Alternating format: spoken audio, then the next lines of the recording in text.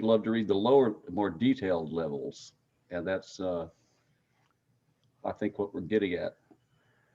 I mean, I don't know that anyone else had previously, other than down to this point, had spoken of the period of the mostly people just talk about it as the Hellenic Age or the decline of Rome or something like that.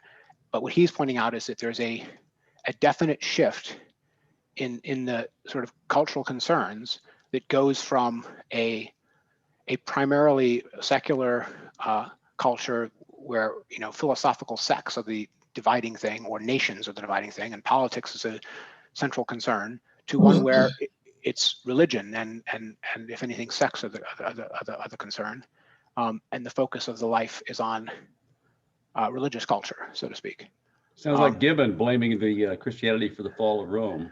Yes, except he's not blaming Christianity for the fall of Rome, besides the fall of which Rome. Yeah, I mean, he's not blaming Christianity for it. He's saying that there was something that was already there in a sort of mythological consciousness, religious-focused Eastern world that Alexander stuck his nose into, and that then came back. And this is a different diagnosis of where that sort of religious wave comes from than I've heard, than you usually hear, right? The classical monarchies of the Near East, the ancient Near East, were religiously legitimated monarchies, right? With, you know, the unity of the culture and the commonality of the cult were linked. And he points out that after the Alexandrian conquest, right, all of that political aspect of it just goes away completely. There's no point to it anymore, right? So he you know, the Babylonian religion becomes astrology. Why? Because it has to be something which is universal and exportable. It has to be something which is turned into an intellectual system if it's going to live in the Greek world, right? It's not going to be able to say that, you know, this is how you maintain the rulership of Akkad. Nobody cares. Akkad is no more, right? So anyway, I don't know how accurate that diagnosis is about each of these transformations, but the point he makes is that there are elements of what you later see in the Hellenic world that seem to come from each of these traditions. You've got this a Hebrew focus on monotheism, and a Iranian focus on moral dualism, and a Babylonian focus on astrology and fate, and a Egyptian, he kind of leaves this out, but an Egyptian focus on afterlife and immortality, that all sort of swirl together and come crashing into the Roman world at that point as wave after wave of Eastern cults. And that Rome has no conception of, no ability to process, so to speak. But each of those sort of national dispensations of the major ruling empires of the East, you know, goes from just being something which is insularly only part of that culture to something which is exportable, to something which has become universalized. It's become enough of a system that it can be exported. So one particular that kind of confused me or found interesting as he's going through this, page 21, kind of in the middle, he just kind of plops in the comment: for Greece had invented the logos, the abstract concept, the method of theoretical exposition, the reason system, one of the greatest discoveries in the history of the human mind. And I was trying to kind of put that into context and trying. He's talking about Stoicism. Yeah. He's talking about Stoicism. He didn't directly mention Stoicism yet, but he threw in the concept of logos, which I found was interesting. That it wasn't clear how that related to, say, the Gospel of John, using the term of logos in the same sense, and such. So that one kind of left me kind of wondering just how universal this concept of logos had become in that era. Right. I mean, and you get a version of it in the Stoics, who are themselves getting some of it all the way back to Heraclitus, right? I think that when you talk about the reason system there, he's thinking of the way in which the different Greek philosophical schools competed for mind space in the Hellenic world, right? The Stoa and the Porch and the Academy and the Epicureans, and each of them bidding for some set of allegiance, especially among high culture. It wasn't primarily a mass culture thing. The stuff you get in the mass culture is all mystery cults instead, which are not in this form yet. But I think he's thinking there of especially the philosophical systems, and the fact that he mentions the logos there to me means that he's thinking especially of the Stoa, or elaborating a huge system. He mentions at one point that Zeno, the founder of Stoicism, is actually not Greek, right? He's from Cyprus. He's a Phoenician from Cyprus, Semitic background, who learns Greek and then goes to Athens and makes a splash and wants to be thought of just as a Greek, right? He's completely assimilated. He just wants to influence the Greek world. What does he influence the Greek world with? The answer is a giant learned system of Stoicism, which is meant to be a sort of a moral view, a cosmological view, a whole doctrine of logic, right? I mean, it's this, and Jonas's point here is that you hadn't seen that kind of thing before for export. You had seen national religions, you would see national cults, you would see national, courts even, and the doctrines around them, but you hadn't seen something like a portable rational system, or by portable I mean potentially adoptable by anyone who understands it and ascribes to its tenets. And Jonas's point is that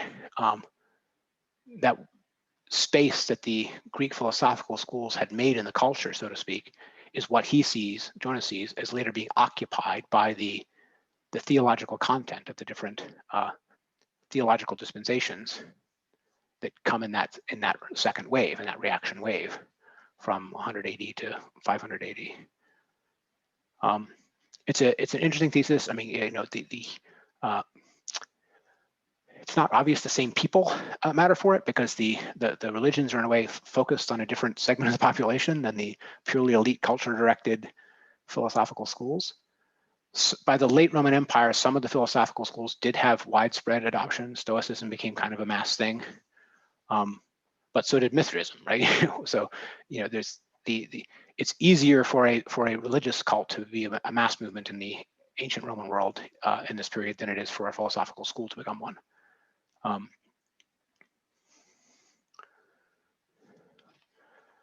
So the other thing I think he mentioned a little bit along that line is, he may be thinking this is transitional, is Philo of Alexandria, right? So this is very beginning of this wave period he's talking about, but you've got a Alexandrine philosopher, Platonist in philosophy, but Jewish in religion, who is trying to allegorize the whole Old Testament so that he can make it comport with his philosophical beliefs, right? And he is also a systematizer like this, right? He's someone who is trying to, in his case, put together big giant things that aren't like each other, right? But he's doing so in large books, right? Meant for learned study, right? He's trying to found a school, and maybe does. Certainly his methods spread. What's the point of that? The point of that is that that's another example of the kind of cultural production that's impossible to think of before this cross-fertilization, right? No one uninfluenced by Hellenism in Judaism would imagine writing something like what Philo writes, right? And Philo's stuff is meant to be accessible to every Greek reader. It's not meant to be something only for Jews, nothing like it. Is that a comment, thought? Okay.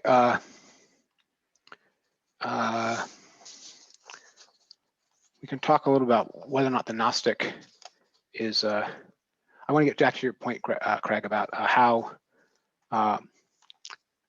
Christian-like it is and why it didn't sort of take over. The key point here is the very beginning of chapter 2. He's trying to explain why there's something in the whole spiritual climate of the era, he calls it, which Gnosticism fits into, and he even treats Gnosticism as like a leading exemplar of this wave, even if Christianity is the one that succeeds more. But this is on top of page 32, right? The general religion of the period is a dualistic, transcendent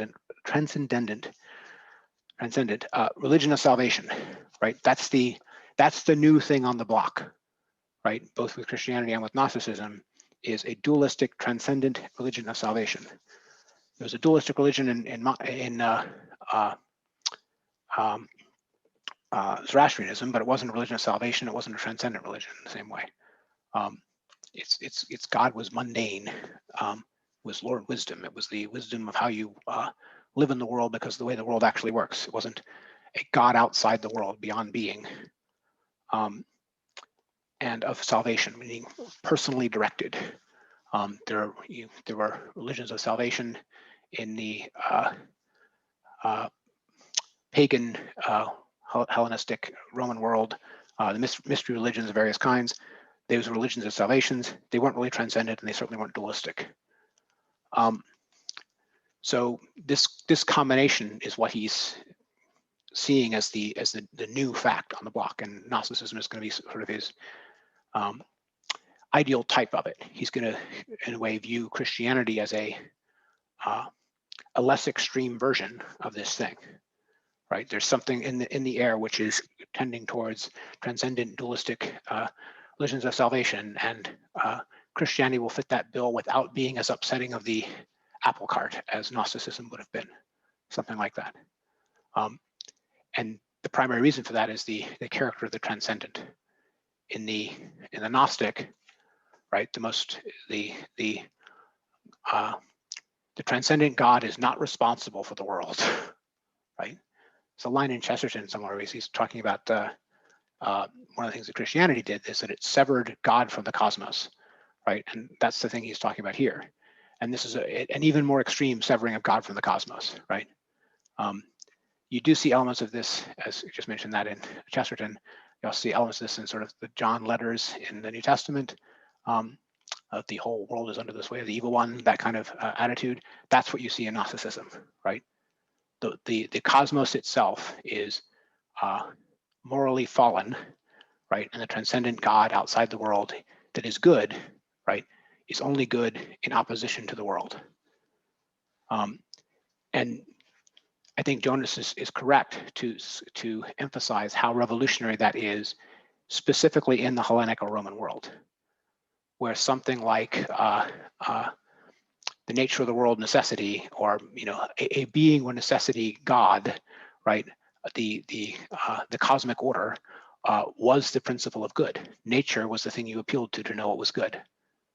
And you see that in Plotinus. He cannot understand these people who say that what he writes his book against Gnosticism is against those who think that the evil God created the world and the world is bad, right? That's the thing that Plotinus can't abide, because to him, what is a standard of what should be.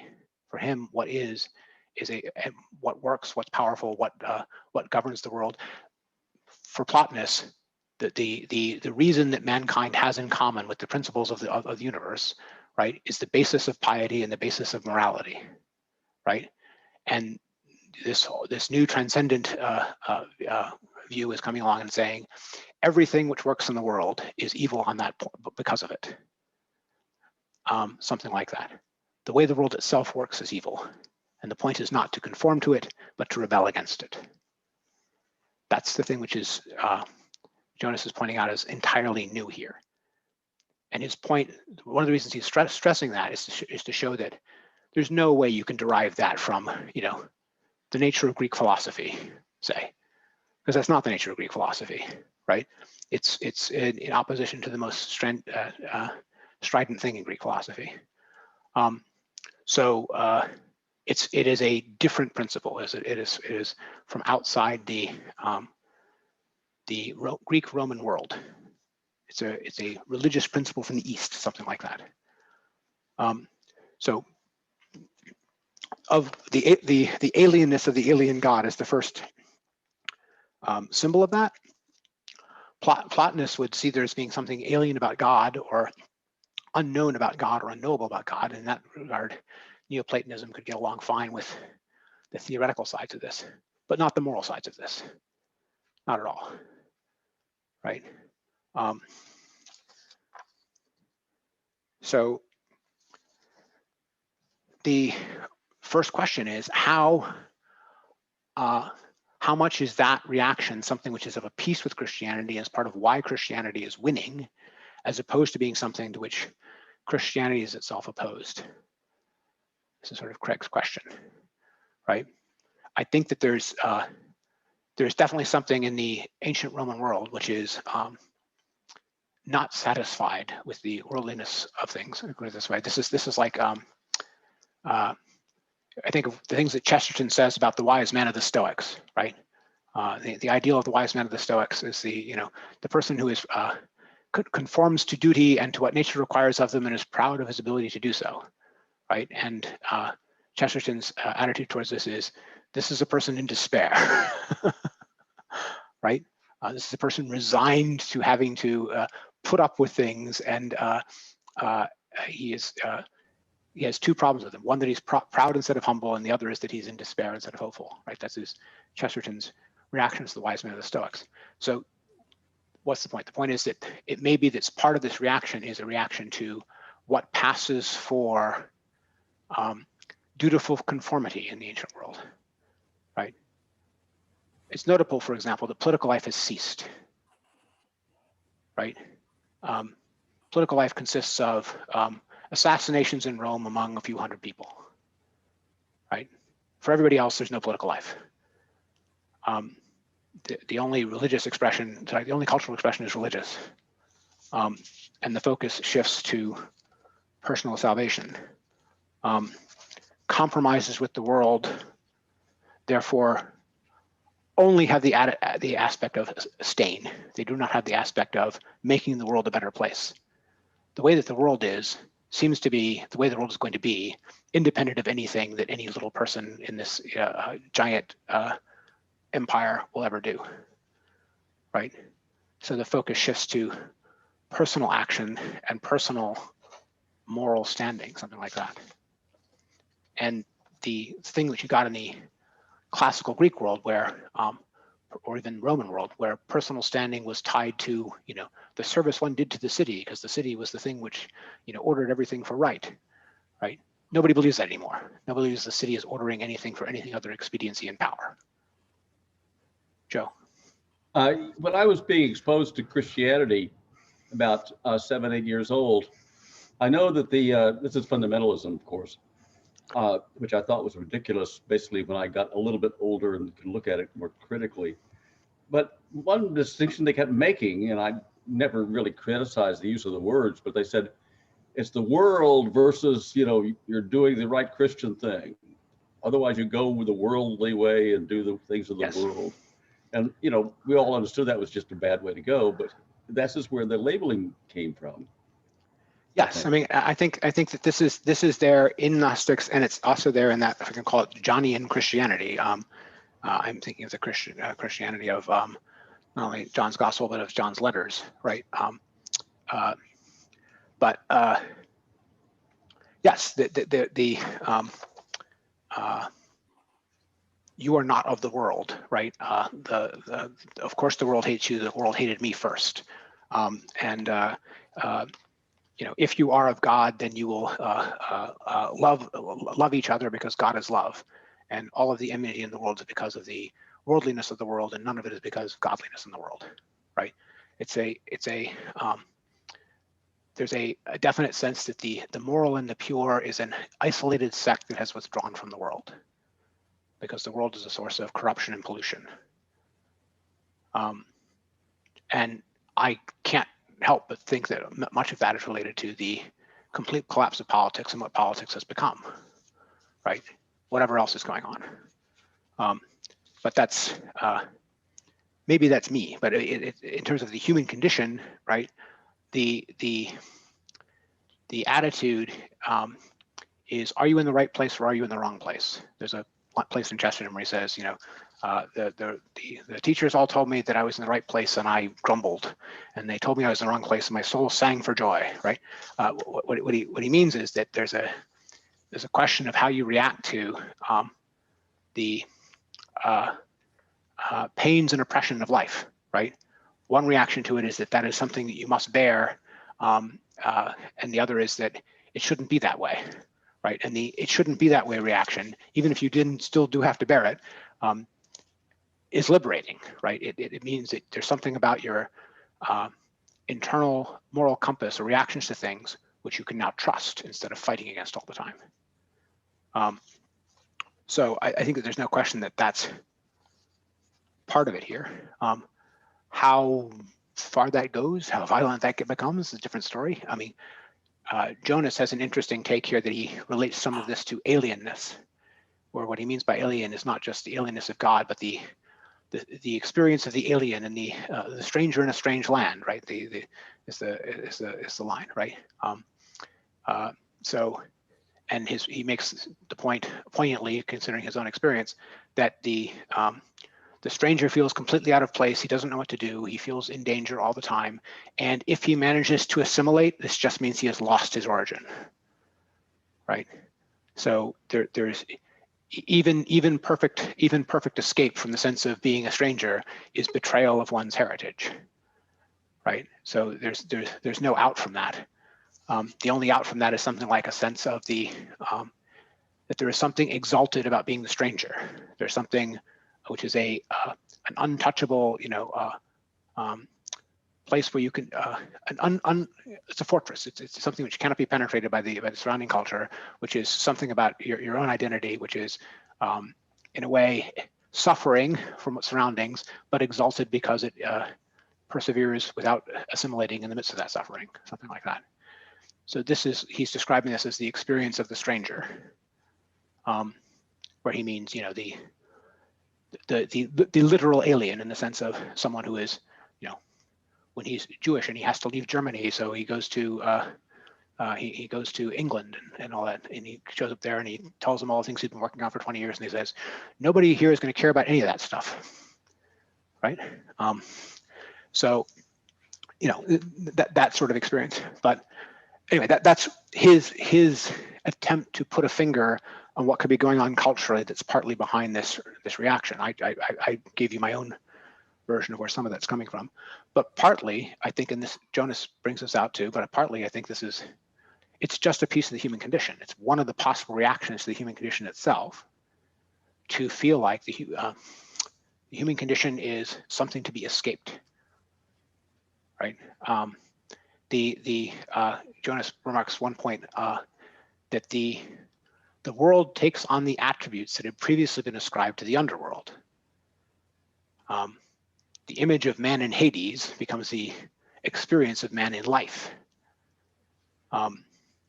So the world is considered as Hades and escape from it as salvation, something like that. So a couple things that came up on as you're going through this. Strangely enough, the right before this meetup, what I was reading through was a brand new translation of the Book of Job. Okay. Yes. And it seems like we're right back with Job in some respects here. And then sure. as you continued on, I'm suddenly hearing strains of Camus and Kafka coming out. Yes, that's fair. That alienation has come back in our modern era. Yes, and we'll get to that in the last essay thing. On the Job point, though, the critical thing here is the reaction to the ruling of the world in Job is, I repent in dust and ashes, right? That is not the Gnostic reaction here at all. Yeah, and that's a point that this new translator actually spends a lot of time parsing out just exactly what he means by I am dust and ashes, and he even the sense of parody that was involved in that. So it's a fascinating little twist in the new translation of it. Yeah, I think the Orthodox Jewish meaning of the story is never going to be able to just line up with Gnosticism. But yes, they are reacting to the same aspect of the human condition, right? But the reaction that the Orthodox Jewish understanding of Job is the book, is going to have is not going to be the one you get from the Gnostics. Right. Or Daniel, for that matter. Yes. Sorry, Michelle, were you trying to say something? No, yes? No, I Okay. reappeared, but I did have a thought as you were talking about, this sense of alienation and thinking that it comes from the political climate of the day. I was thinking as you were talking that it couldn't possibly even have happened before you had this this culture of cosmopolitanism, because you wouldn't even know what alien meant. Like you wouldn't have a concept of alien until you only have the option. You would only have the concept of alien to my my national culture, not to alienation from the culture of the cosmos. I agree. But you might not even have a firm idea of what that is because you'd never know what a foreigner was. Well, people knew what foreigners were when they were captives in another country, when they were, the Jewish Old Testament, says, be kind to the sojourner, for you are sojourners in Egypt, right? There's a little bit of that, right? It's understood as exile as a fate that befalls people, right? But it's not the same as the experience of being an exile in the world with no place. So I agree it's different, but there are some predecessors of it. There's a place on page 95 I want to just point out here. He's talking about how there's a certain sect. This isn't all of Gnostics, by the way, but a certain sect that made Cain out to be the hero, right? What happened to Cain was unjust, right?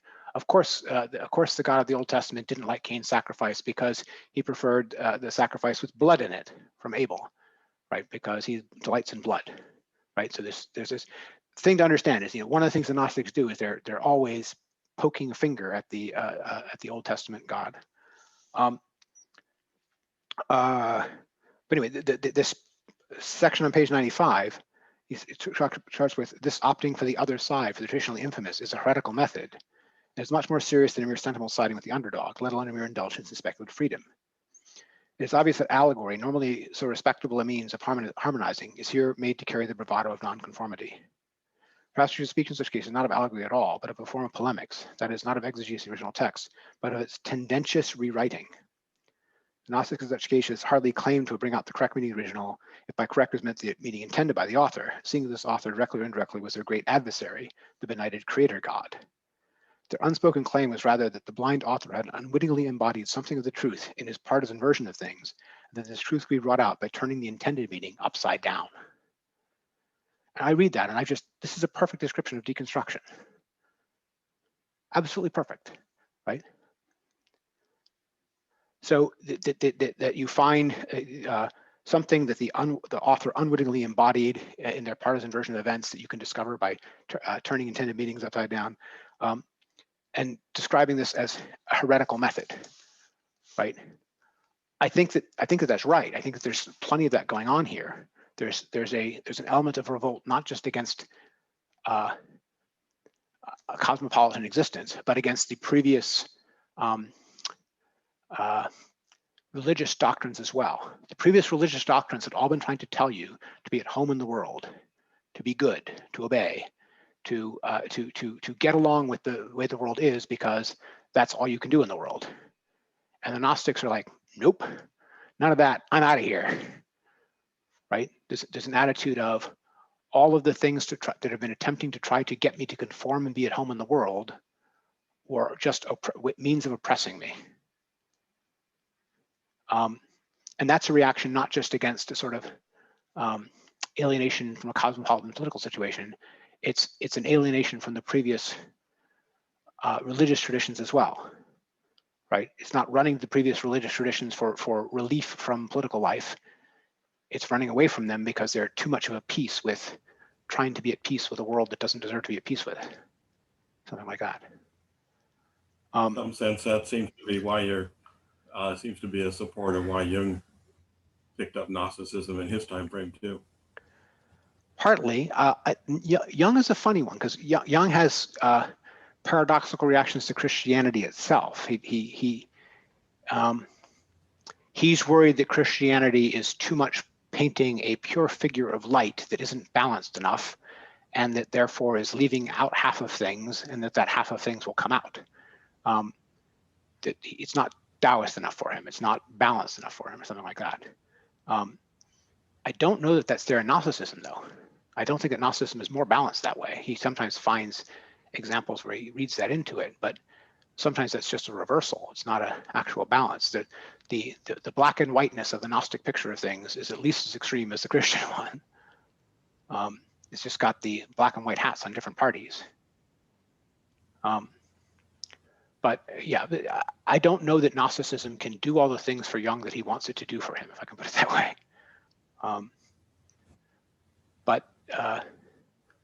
I want to just bring out this sense of revolt in Gnosticism. It is a it's not just it is a reaction to a possible reaction to man's state in the world, something like that. But it's also a unwillingness to swallow all the previous versions of how man is supposed to conduct himself in his condition, right? None of the previous dispensations are satisfactory. Okay, so we've gotten to sort of initial reactions. I think we need to talk about the central Gnostic myth. This is the way he lays it out. This is before he gets into the imagery and symbolic language. This is his meaning of Gnosis and extent of Gnostic movement. Partly that's just covering this stuff we talked about how widespread it is. But the other thing is that the knowledge involved is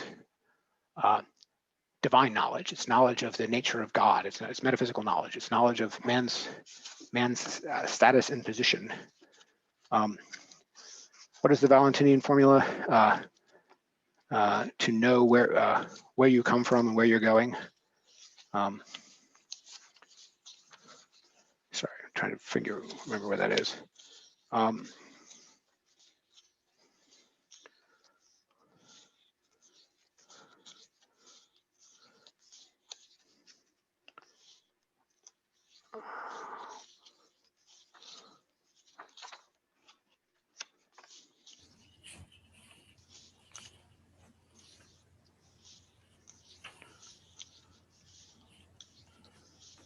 Can't find it.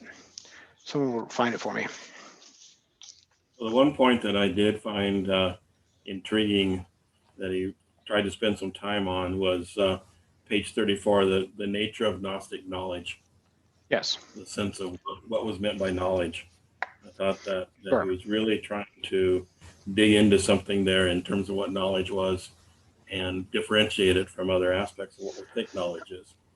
Yes, he definitely so Gnosis obviously means knowledge, and when he first thought about doing this, he was trying to contrast knowledge, Gnosis and pistis. Pistis is faith, right? Knowledge versus faith, right? And the one way you can think of where Christianity went is that it put more stock in faith and less stock in knowledge, something like that. But he wants to make clear that this is not knowledge as a Greek philosopher would understand it. It's not knowledge as the speculative knowledge of rational metaphysics in Neoplatonism, something like that. It's not knowledge you arrive at by reasoning. It is intuitive knowledge of the divine. It is knowledge as a mystic means knowledge, and it is revelation knowledge. And I think he correctly calls this a claim of all true mysticism. The other thing to understand here, though, is that there's a notion of what knowledge achieves as opposed to the kinds of things it's about that's also involved here, that is also mystical in nature, right? And I say mystical in nature because there are philosophical doctrines that say the same thing, but the Aristotelian formula is that the mind somehow becomes the things that it understands, right? The mystic is taking that way more literally. The mind becomes the things it understands. To achieve true knowledge of the divine is perfection. It is salvation to the Gnostics, as to many mystics. The Greek Orthodox talk about theosis, whatever, becoming God, right? You become God by understanding God because the mind becomes the things that it understands. And some places later it says something like knowledge of man is the beginning of wisdom, knowledge of the divine is its perfection. Not just the perfection of wisdom, but it is perfection itself, something like that.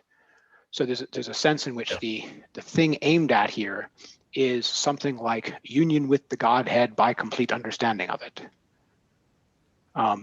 But complete understanding of something which cannot be rationally known.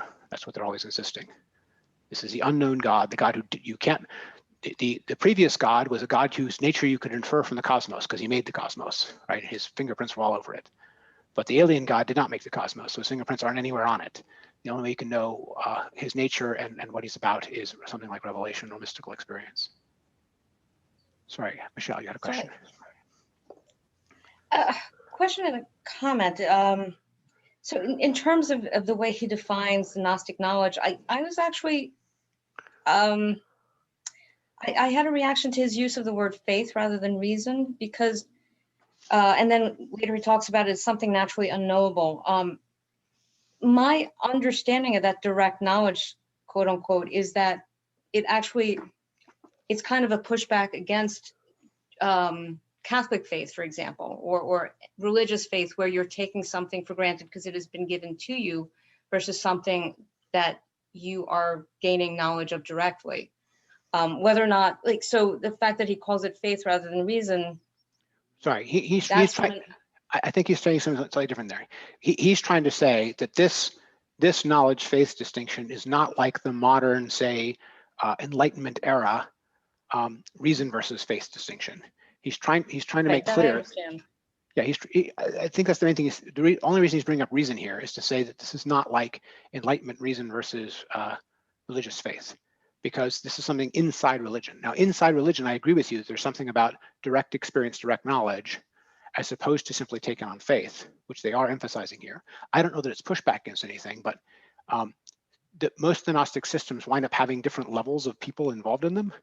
And the person who has direct experience is the top of that, and the person who accepts the doctrines and is learning but hasn't had that experience is, the faithful follower, so to speak, the supporter, but he's not all the way there.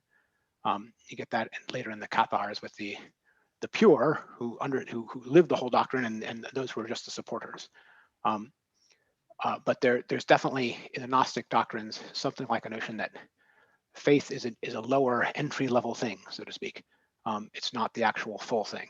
The full thing is actual direct experience knowledge. So I agree with you that distinction is there, but I don't think it brings in the reason part. I think the reason part is he's just trying to distinguish this from a confusion that people have from trying to map. Right, no, that I understood. Yeah, okay. It was just the word faith that I was confused about. Yes. in the way he's describing it. So there's a funny thing about the Gnostics. Half of the Gnostics, all of the Syrian Gnostics and all of the Valentinian Gnostics, they're telling the long story of Pistis Sophia, faithful wisdom. Faithful wisdom is the last of the aeons who is thrown out of the plemera, the fullness, whose exile on earth and sufferings on earth is the story of half of the Gnostic tale, right? And it is wisdom as faithful wisdom that is this suffering, outcast, lost goddess, right? That is a metaphor for the sufferings of man or something, but is at least better than at least better than the Creator, right? But Pistis Sophia is not gnosis. It's not perfection. It's not reunion with the Godhead. It's something like the position of exile when the sparks of light are separated from the Godhead, right? What sufferings Pistis Sophia undergoes. But their term for that is faithful wisdom, right? Faithful wisdom is this imperfect suffering thing that mankind is stuck in before Gnosis repairs the situation. Does that help? Okay. I think it was the middle of 35 where you had the comment about the Valentinian. The knowledge is not only an instrument of salvation, but itself the very form in which the goal of salvation, i.e., ultimate perfection, is possessed. Correct. That's the Valentinian of knowledge that that kind of hit me there again, that this as a goal of salvation was an interesting twist of words. Yeah, the goal of salvation in Valentinian Gnosis is union with the Godhead, which is achieved by actual knowledge, right? Mystical knowledge, revelation-like knowledge, but knowledge. And just like many other mystical systems since, right, that kind of intellectual union is the goal of the whole thing. In some of the more, as Jonas calls it, cruder, more mythological versions, right? It's the ascent through these encompassing spheres to reach the Godhead after death, something like that. But in Valentinian Gnosis, it's achievable within this lifetime by enlightenment, right? And the goal is something like enlightenment.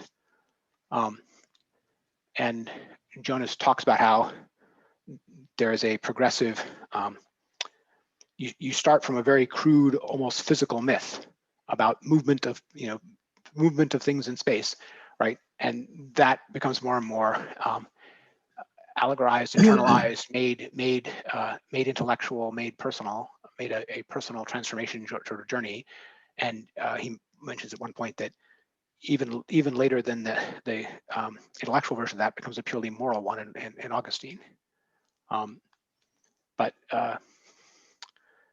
So he's seeing a progression there, a progression of treating these doctrines less and less mythologically and more psychologically, or personal transformation way, if we put it that way. Yeah. Can I inquire? Yes. The notion that essentially direct knowledge of the Godhead, and therefore something like is essentially a mystical experience of God, implies that all of this Gnostic literature, considered to be authoritative, must have been deemed to have come from people who had such a mystical experience. That would give them the authority to speak. Yes. And yet, I don't, from the corpus of what Jonas covered, I'm not sure that I've ever seen so far a description of that mystical experience. One moment, they're just a human being in these dark shadows, and the next moment, they're seeing the Godhead in and of itself. Is there any such a passage that would lend credence to this is obviously a person who has done it, who has achieved it, who therefore is a reliable witness, so to speak? So a couple things. So first of all, the guide who has done it in the Valentinian or any of the Christian ones is Jesus, right? And they're understanding and then following in his footsteps, so to speak.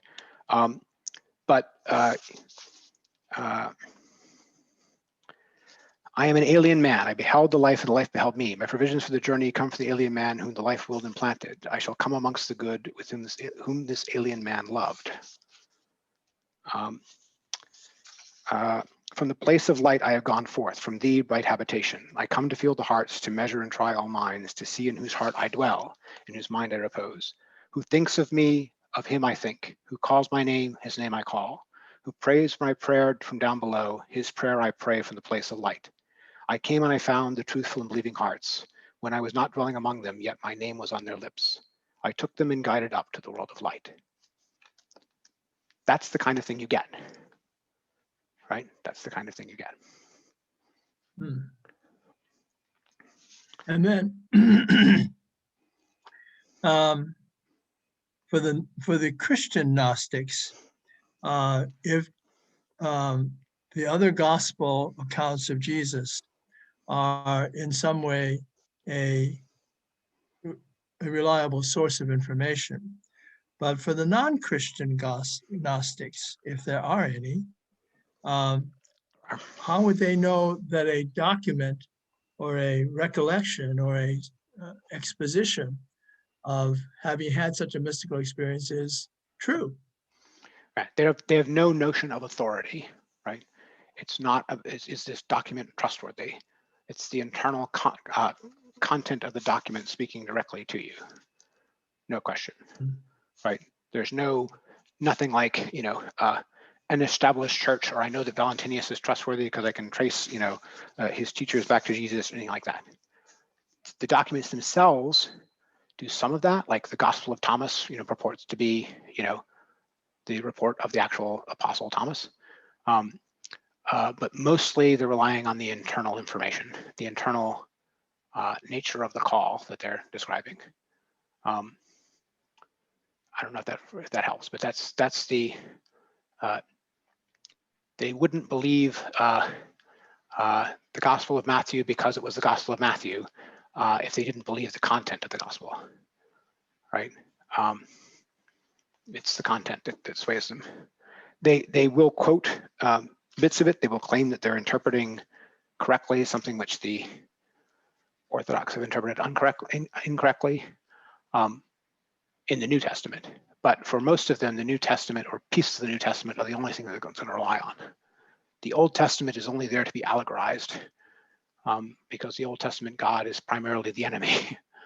The place that this happened, broke out in the common Christian world was Marcion and the heresy over Marcion, Marcionites, who were willing to put full faith in the New Testament, but none in the Old, because Christ had completely superseded the law, something like that. The Gnostic had taken that farther. The God of the Old Testament is the creator of the visible universe, which with all of its problems. I think there's a place in Young actually where he says, the Old Testament God is notoriously not moral. This is what they picked up on, right? So to them, the Old Testament God is a God of, at best, justice, if not evil, where justice is being contrasted with mercy. Justice is not good. It is of the same character as deserved punishment, or something like that. And that's their reaction to the entire Old Testament.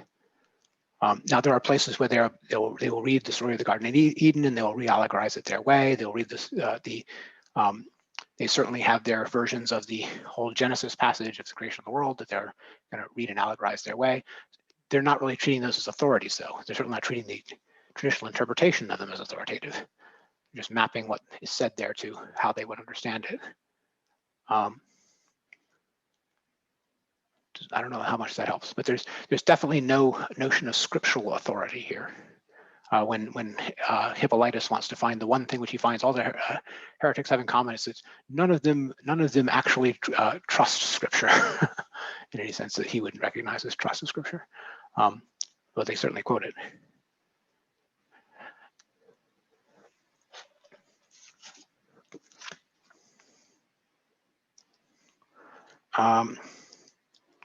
Okay. I don't know how much we've got. Next time we're going to be not doing Gnostic systems of thought, but what about the stuff in the imagery and symbolic language, the sleep in the world, fall into the world, the whole idea of the rescuing of the particles of light that are trapped in the world as sort of the central myth.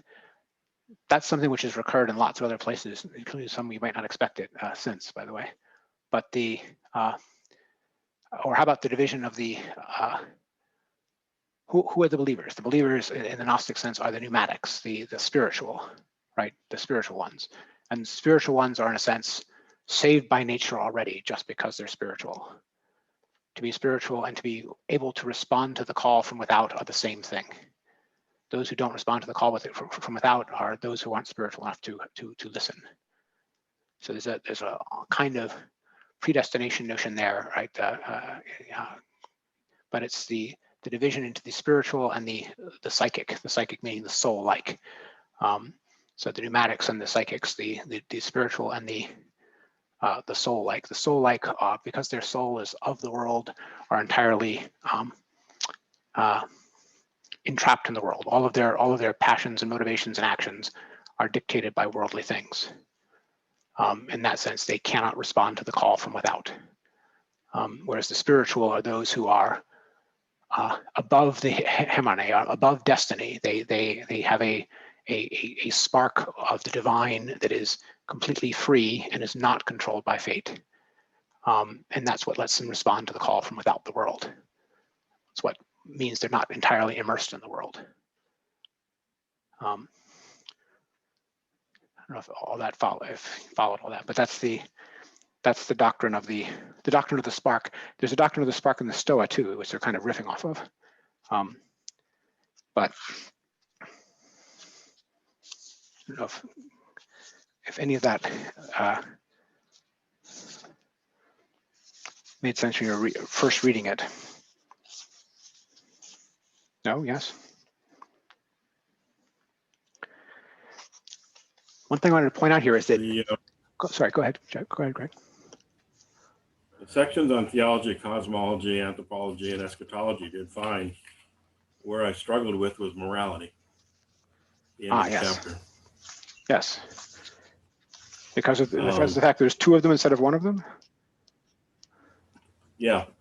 Yeah, it was kind of a split morality, and it was almost less important than what morality became to be in Christianity. Definitely less important than what it became to be in Christianity. The two attitudes are, he calls them the ascetic and the libertine, but the complete withdrawal from the world is the main one, and that's what you find in most of them. And what you find in a few of them is nothing that the world demands or wants of you has any actual claim on you. And that's what he calls the libertine. So anything is permitted because the universe has no just claim on you, so to speak. Only God has a just claim on you. The cosmos has none, something like that. And that's where the sort of libertine version comes out, which he calls, frankly, nihilistic. But that's by far the rarer reaction. The most common reaction is the ascetic one of withdraw from the world. The most strident example of that is that for most of them, anything like sex for reproduction is completely ruled out, right? That's bad for most of them. They are, that's enmeshment in the world, something like that. And the libertines are an exception to that, obviously, but that's the dominant view. Sexual reproduction is viewed as one of the ways in which the capture of the divine particles of light is perpetuated indefinitely. Made the gathering in is made harder by it, something like that. So there's a determinately. Go ahead. That ascetic and libertine also shows up in Paul in terms of a lot of what he had to write in his letters. He was really dancing between the two of them. So yes. that's the struggle, is how much different is it in Gnosticism versus what Paul was trying to address in his letters? I think there's some of it, something similar. They're both dealing with the fact that there's some notion of a law being overcome, right? But the Gnostics have separate reasons for wanting to withdraw from everything in the world as being a form of contagion, something like that. I think that the Gnostics are more ascetic than most of Christianity. They're maybe not more ascetic than Saint Anthony or something out in the desert, but it's most of it's like that. That's certainly something you saw again in the Cathars in the Middle Ages, if they're Gnostic. But that same attitude towards anything like sex was still there again.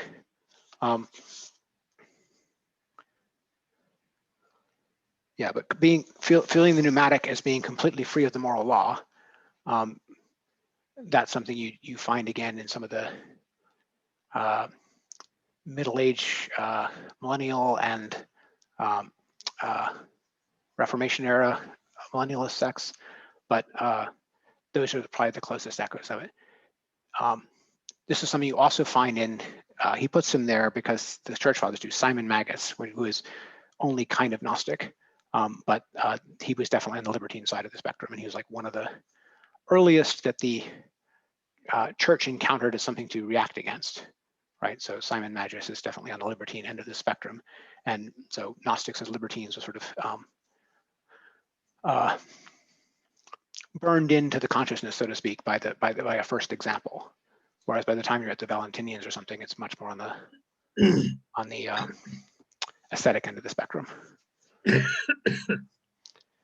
No, it's good to point that out, because it is a curious, I don't know, inconsistency is the right word for it.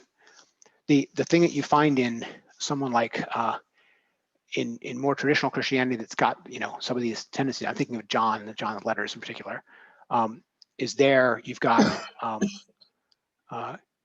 if you're really reformed by being spiritual, then you would never sin again. Right. That's the closest thing you get here. That's the closest approach of the aesthetic version of this Gnosticism, what you find in traditional Christianity, probably more than in Paul.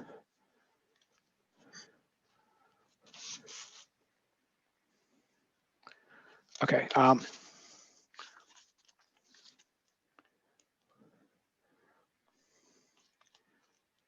So you found all the anthropology, cosmology, and theology simple? That was Straightforward. Straightforward. Okay. Yeah. Understandable. Yeah. Yeah. Very well explained, I thought. Then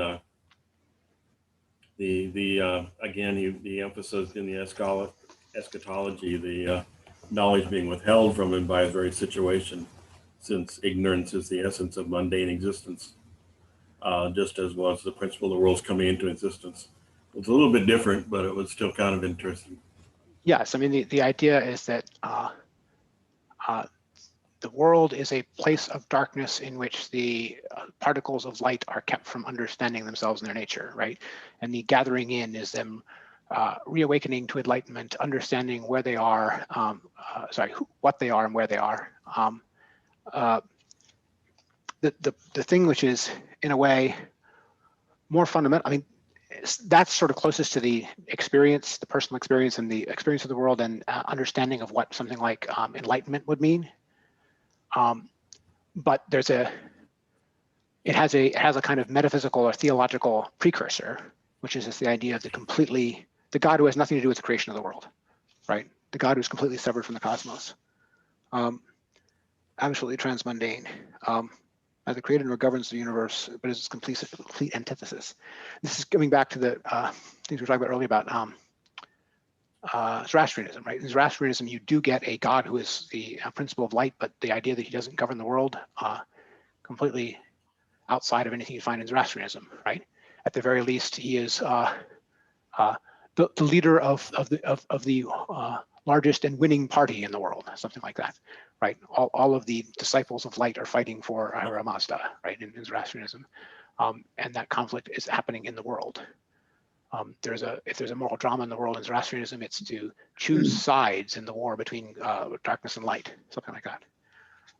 But here, the world is the world of darkness, and there's no fighting for it. There's only getting out of it. And that's, you know, that's stemming from the fact that God is so uninvolved with the world that he is not even in it, except as, you know, little particles of his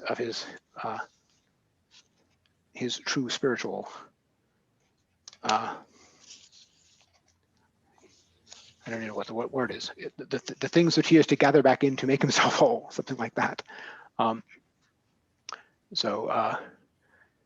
And that's another thing which is curious here. In some of the Neoplatonists, you can get an idea of a very transmundane God, a God which is beyond possible understanding, something like that. You find that in like Dionysus, the Areopagite, but you'd never find in that a God completely disconnected from the world, right? Let alone a God whose Godhead is somehow impaired or harmed by the dispersal of the particles of light into the world, so that gathering them back is part of the eschatological process of healing God, right? You don't find any of that in Neoplatonism in that way. It's the point that Jonas is right to make here is that that's mythological thought fundamentally. It's, you know, personification of forces. It's visual imagination and personification being used here. So it's mythological thinking of the kind that he argues all of the thought of the East was before the Greeks came, so to speak. So how is the God has sort of washed his hands of the world differ from what grew up later as deism? So it's not washed the hands up, because the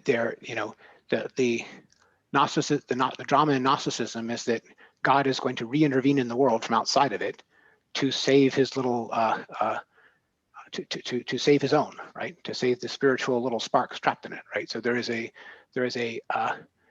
Christian-like story of redemption where God intervenes in history to save those who are savable, right? But all of this is done from a position of no control over the world, right? So someone like Epictetus could say, gods don't intervene, don't do anything have anything to do with human beings or governing the world, because they would never want to. There's none of that here, right?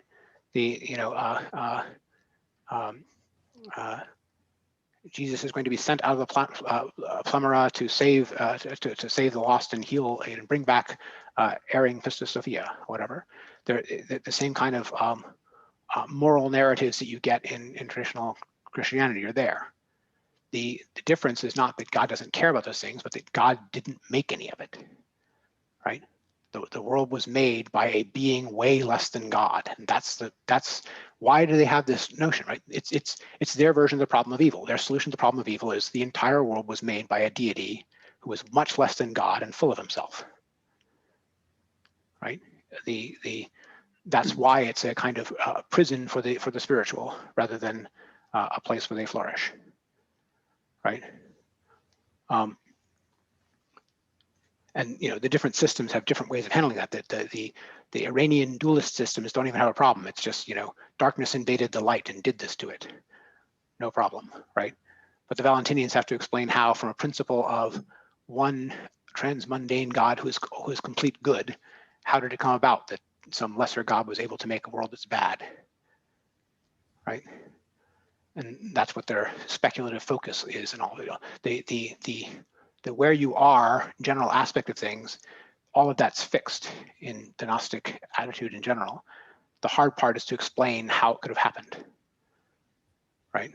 And that's what all of the elaborate systems that we'll get to next time try to do, right? But that's not like deism. Go ahead. That's what Augustine was doing too, then. Yes, in a way. Augustine has the principle that evil is only the absence of good, right? Something which bothers Jung, by the way. But he still needs to explain how the world is such that there is so little good in it, so to speak. That's his problem of evil. But Augustine's solution to it is fundamentally the Platonic solution to it, which is the idea that evil is the absence of good, and human choice or choice of free agents is responsible for such lack of good as occurs, right? That's not remotely satisfying to the Gnostics, right? It's not. The suffering of the good man is too much in their face, and the cosmos is too implicated in it, to put it that way, from their point of view.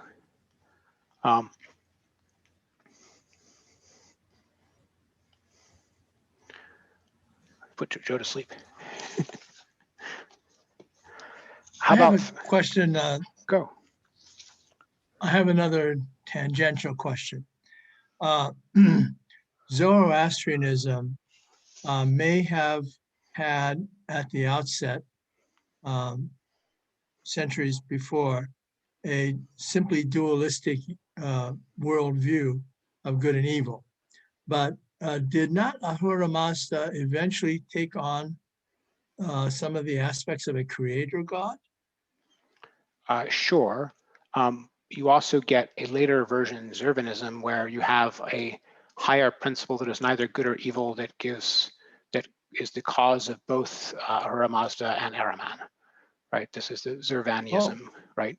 So the highest thing is something like time, and then Lord Wisdom and the darkness come out of that as two opposed things. But this is mostly reactions to other surrounding religions having their own explanations of such things. It's not something which is there in the original. What's there in the original is Lord Wisdom versus Ahriman as the cosmic struggle to which that every person has to decide which side they're on. That's the original moral dualism of Zoroaster, for which he's famous. And that doesn't try to, at that point, describe the origin of Ahriman, right? It's just whatever is the opposite of wisdom. But when they later get versions that try to have them both arise from something, they don't have them both arise from Ahura Mazda. They have them both arise from Zurban, from some non-moral principle of time or destiny, something like that.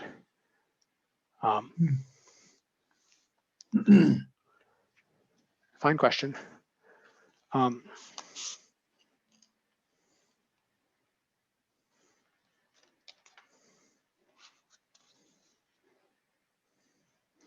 Do we want? Well, we'll get to all the variety of these things in terms of the different schools later on. I think it's worth mentioning, though, that there's a spectrum of how Christian each of these things is, right? At the one extreme, you get the late Mandeans, who are, so anti-Christian that they consider Jesus Christ one of the bad guys and John the Baptist the good guy, right? That kind of rewriting, which in a way is a kind of, I don't know, it's an extreme version. And at the other extreme, you get the people like the Marcionites, who are just, they want to accept the entire New Testament, but they don't like the Old Testament, right? But they're trying to be Christians that much to accept the entire New Testament. In between, you get people like the Valentinians, who are closer to the Marcion side of that. And on the other extreme, you get people like the Nasonites, who are the, this is in Phrygia in Asia Minor, who are close to being just, they have a very thin Christian layer on top of what is essentially just a Gnostic reading of the mystery religions, right? Of the Great Mother and Attis and whatever. They're mystery religions with a Gnostic reading on them and a thin layer of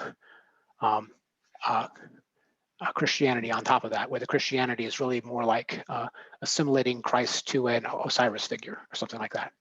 And the fundamental thought is pagan, right? And it's synchronistic paganism, mystery cult stuff with the Gnostic understanding entire, but the Christian part just being a sort of afterthought thrown in there. And oh, by the way, we can assimilate that too, just like we assimilated all these other things. The point that I'm trying to make is that how Christian any of this gets is dealer's choice, right? All of them happen.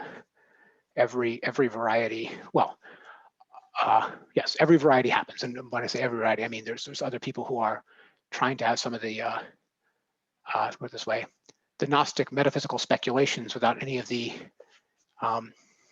anti-this world aspects, like Oregon. And you have others where there's some of that anti-this world aspect, but none of the philosophical machinery, like John. And those things are, remain within Christianity. So when I say the spectrum is fully occupied, I'm trying to mean that including some things which stay in Christianity and some things which are outside and hostile. But we'll get to some of those in the variety of systems afterwards. Do we want to talk a little bit, later on we'll get to some of the reactions, but do we want to talk a little bit about why the fathers didn't take all this as being just Orthodox Christianity? Craig, you brought this up, of there's elements of it that seem this dualistic personal religion of salvation seems, in line with, Christian Orthodoxy, but we want to talk about the ways in which they couldn't go for it, so to speak. Do you have any thoughts on that? Or do you want to remake your case why they should have?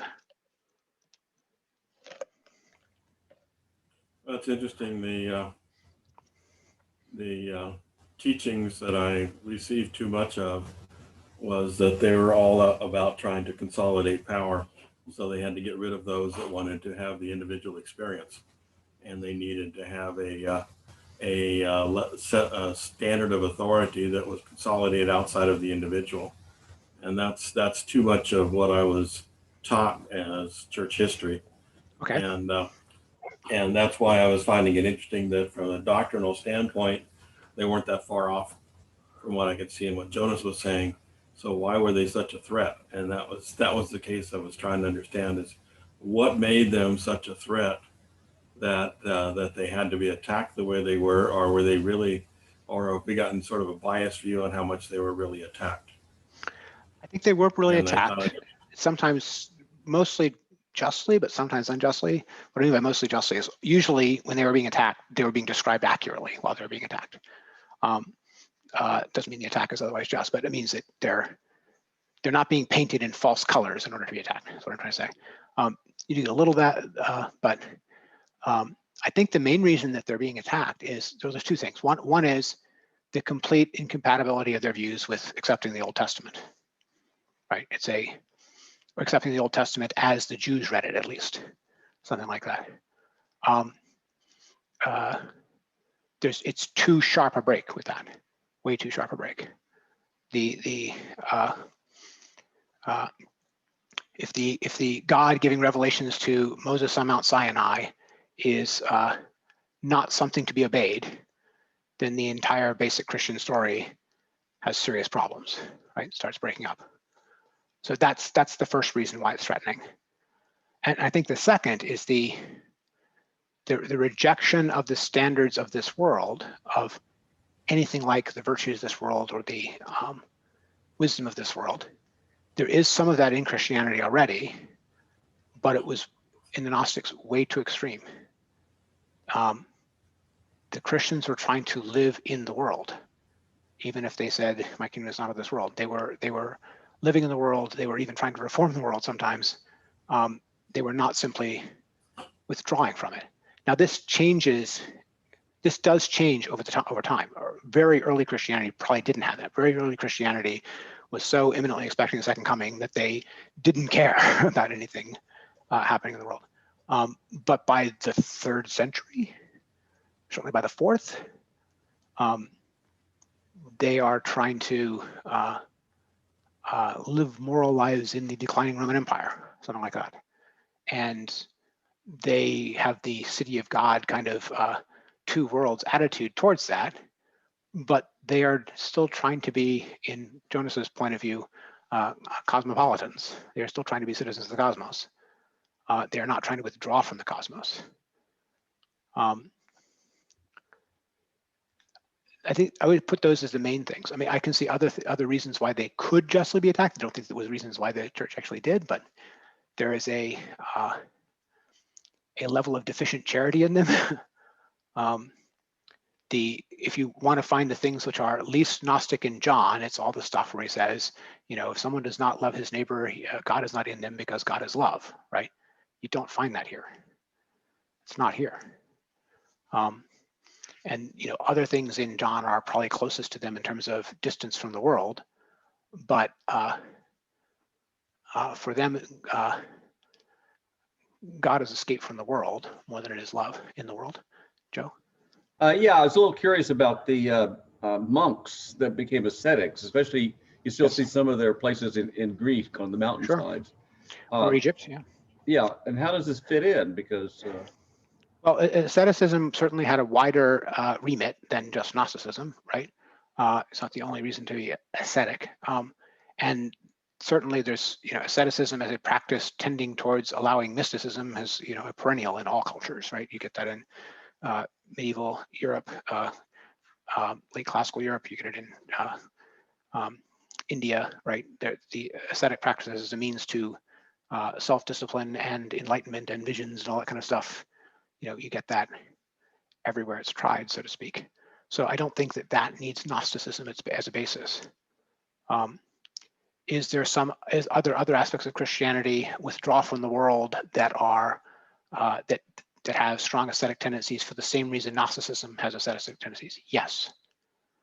Anything that sees withdrawal from the world as a path to enlightenment and purification is going to counsel something like monastic withdrawal, right? Monks are not politically ambitious. There's no point in political ambition in a Gnostic view of the world, but also in a typical monk's view of the world, right? Nothing important is at stake in that from their point of view. So I don't think you need to have Gnosticism to get anything like monasticism, but yeah, I hope that helps. So the other strain that I've got on my reading list, Alfred Ribby and some of the stuff. Hi, Michelle. The Kabbalah and Yes. Jewish mysticism, Yes. and because they didn't really have much to do with the historical Old Testament either in the same sense. Yeah. So Jonas speculates that Gnosticism could have had quite a bit to do with origins of Kabbalah. And the real question is how old Kabbalah actually is, right? There's some people that would only trace it to, around the time of Maimonides or a little bit before him or something like that. And if that's the case, there's no Gnosticism in it. But if it's way older than that, then it certainly could have had Gnostic roots. There's certainly, and Jonas speculates about that. He thinks that there could be. I don't know that Kabbalah is that old. I don't really have a dog in the fight. I know there's a dispute about it, about how old it is. I know there are some people who stump for a much later origin for it that would, put it in the Middle Ages, not back in these times. But to me, that's the fair factual question about it. If they were around, would Gnostics have had Kabbalah-like desires to read the Old Testament Kabbalistically? Probably. They don't certainly want to read it literally.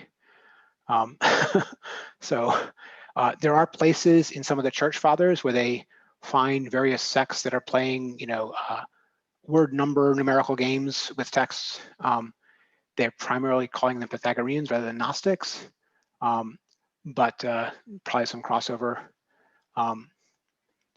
People playing games with what you write someone's name out in Greek, and you use the numerical values that you can give to the letters, and you ask, what's their number. And so the point is, the church fathers talk about that when they're talking about heresies alongside the Gnostics, but I don't think the Gnostics are particularly the ones playing those games. So an interesting question. If you would imagine that if anyone was going to invent Kabbalah for those purposes, it would be someone like Philo of Alexandria, but there's no sign of it there. So I think that it's got to be later, because Philo would have played lots of games with Kabbalah if he had it. He didn't, so he doesn't have it. And certainly by the time of Maimonides, it's around, but where in between it comes in, I don't know. Fair question. Okay, Sam and Michelle. Okay.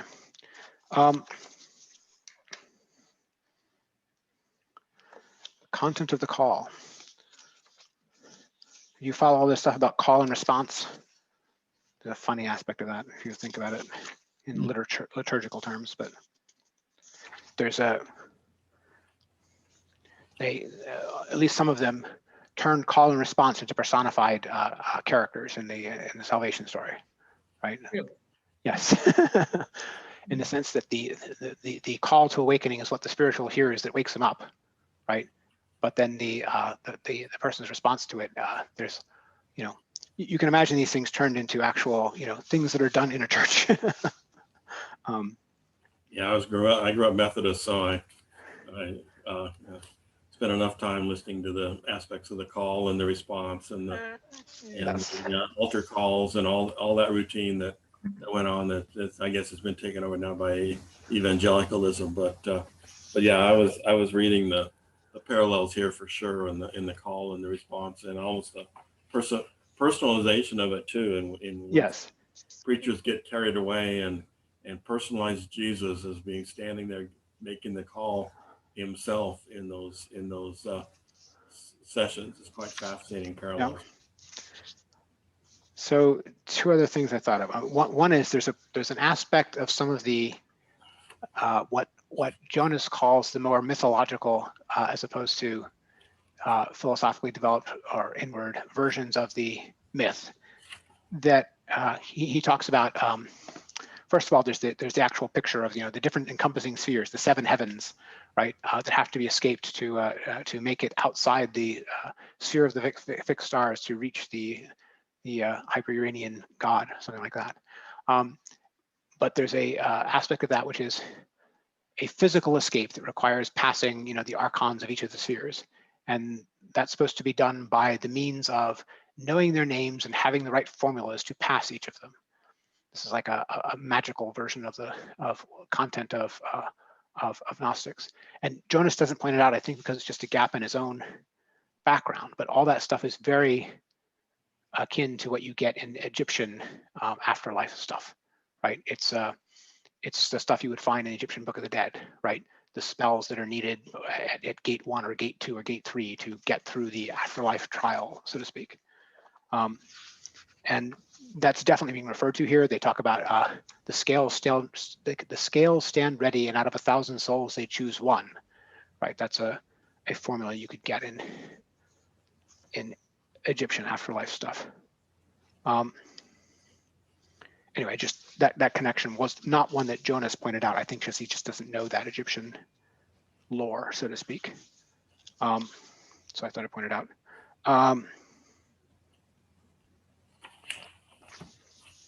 Okay, we don't need to get to those yet.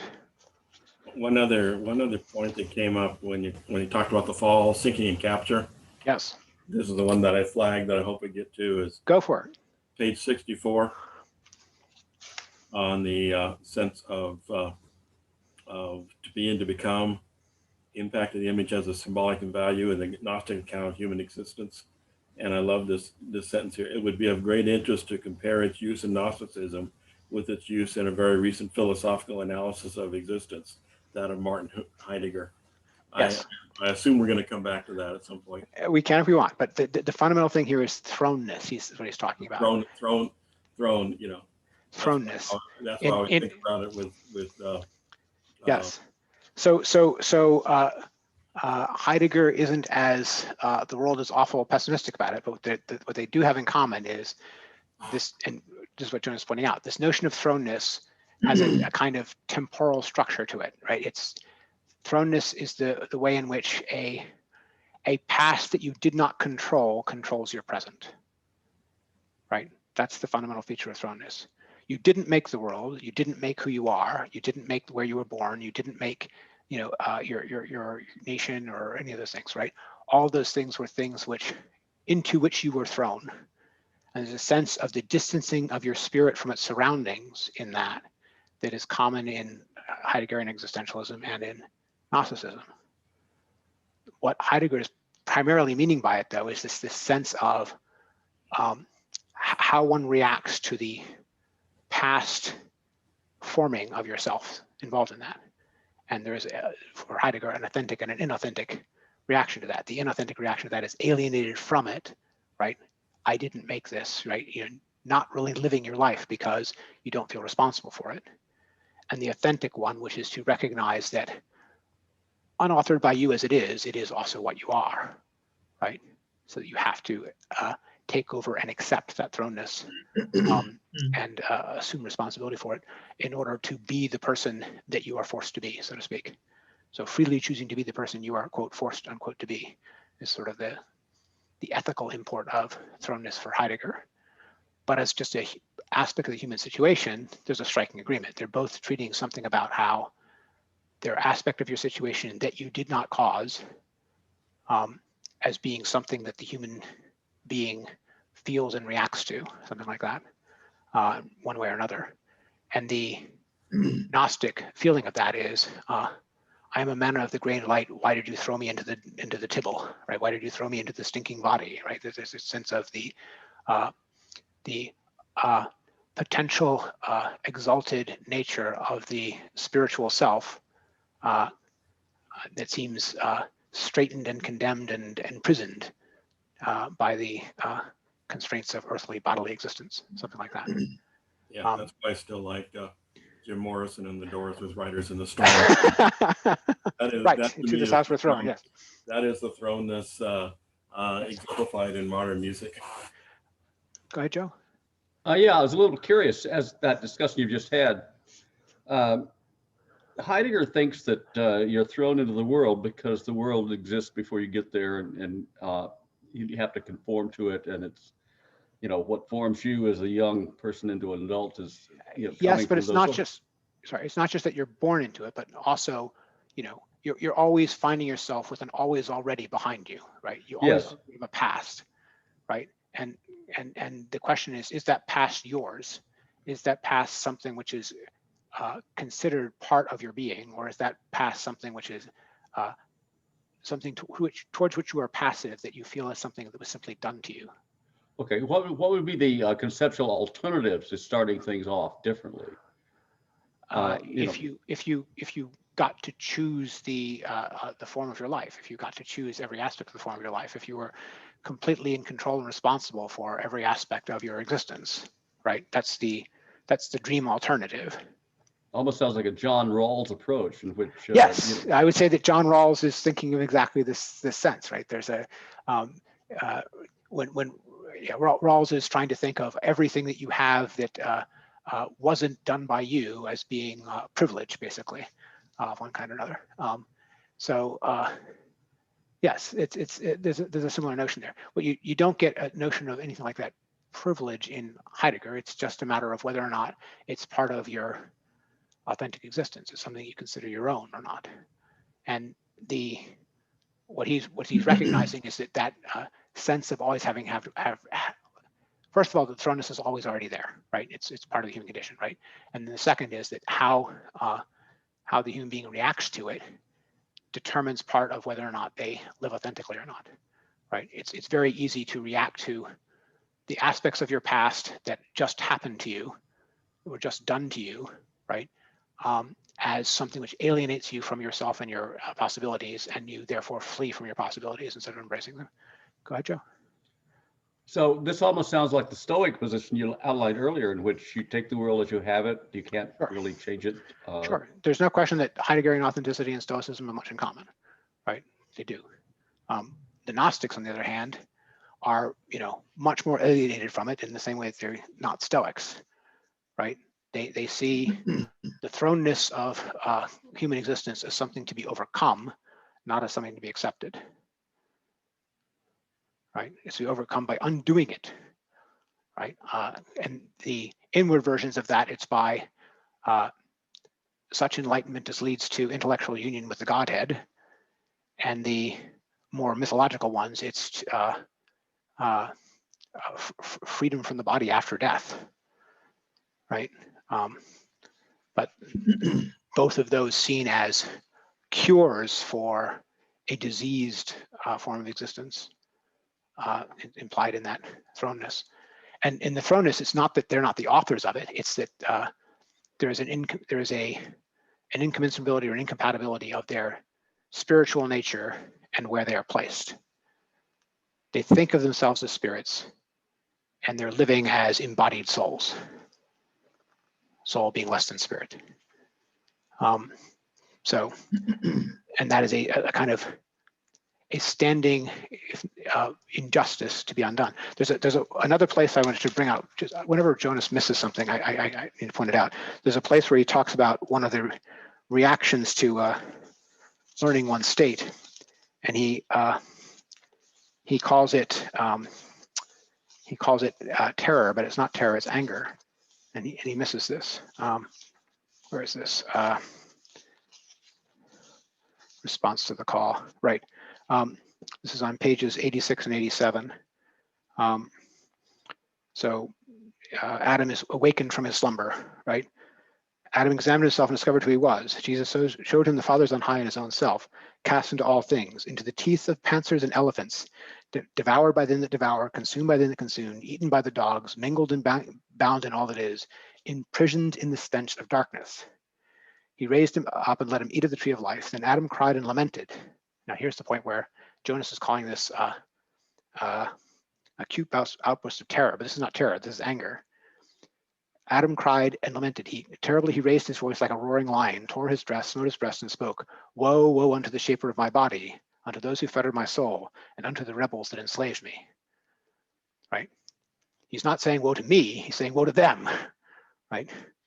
The voice of a roaring lion. He's like, I'm gonna get those I'm gonna get those you-know-whaters for what they did to me. Right? That's his reaction. So that's very different from an accepting of the shapeness of your past as part of what made you what you are. This is a woe to those who, to the rebels that enslaved me. So it's that accent of rebellion, that accent of non-acceptance of what the Stoics would have you accept. It's unmistakable.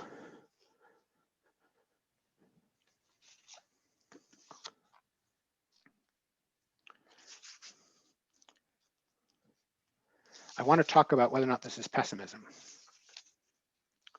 because I think surprisingly it's not pessimism.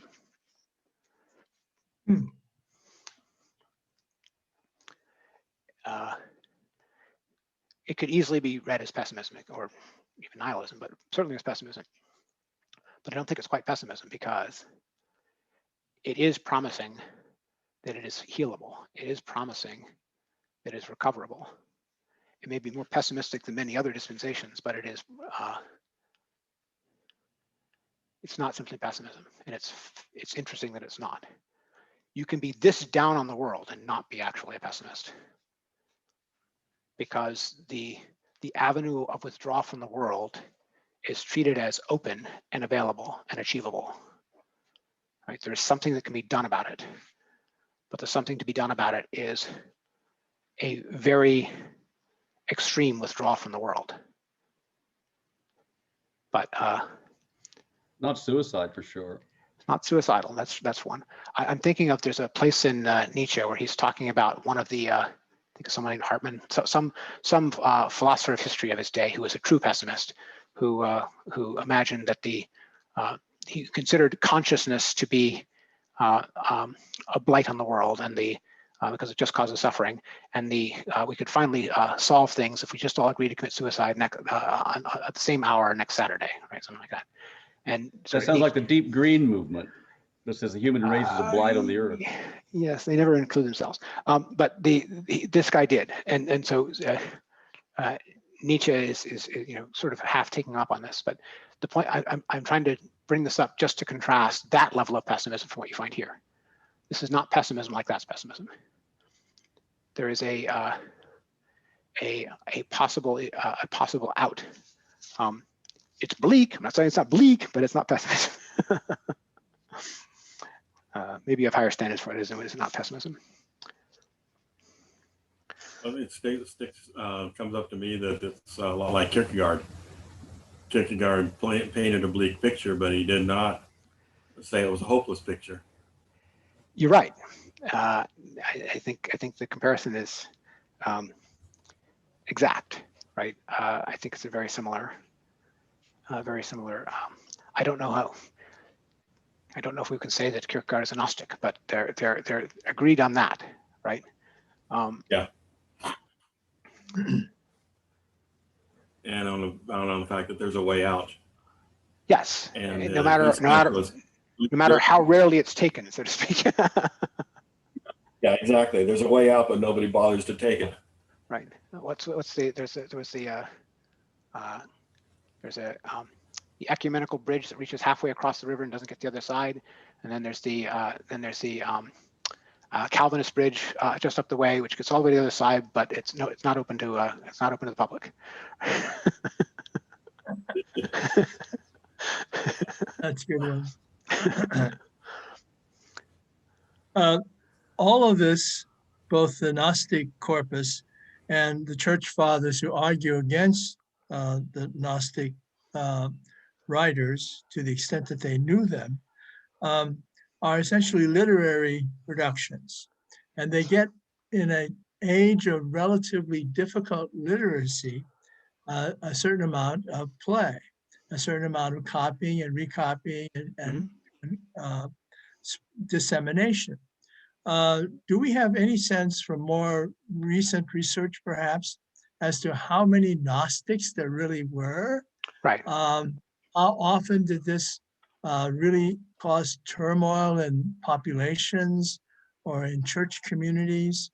It's certainly, for instance, not unlike whether Christ was a one nature or two natures, did not lead to the alienation of Egypt and Syria from the Byzantine Orthodox Church, which, at least in historical writings, is considered to be a main cause of why the Muslim conquest swept both Syria and Egypt so readily. So the answer to your question is, it varies. I mean, the Valentinians were a significant movement in Rome. They, had, multiple bishops arguing against them. They had, linear successors, one after another, of one teacher to another teacher that lasted like 4 generations of teachers at least. And, you've got multiple successive bishops arguing against them, and they're still there. In the case of Marcion, it actually became an actual schism. And one that was put down reasonably, I don't know, within 50 years or so. But it was a major schism, in the case of the Marcionites, who are the ones who are Gnostic, but probably closest to the church. They had a bad spot for the Old Testament, and Christianity was not Judaism. Don't confuse it with it. That was their sort of position. And there were Marcionite bishops in Palestine and Egypt, and they, were there for a while. There had people who tolerated them and people who didn't tolerate them, and significant fights over it, like there was with much of the other heresies. Most of the other Gnostic heresies didn't leave a mark, right? The Valentinians in Rome and the Marcionites in the Near East Levant area and Egypt were the ones that actually were sort of recognizable, sizable groups. The other thing to say, though, is that all this is happening really before there's anything like the council authority of a unified, you don't have emperors supporting the councils, ruling on this and ruling on that in this period, right? That comes later. By the later part of the Marcionites, some of that's going on, but the later tools for dealing with schism weren't deployed yet. They didn't exist yet. So this was more a matter of what was and wasn't going to be in canon. The other place where it mattered was whether or not various early church thinkers or lines of their thought were followed or not followed in later theology, right?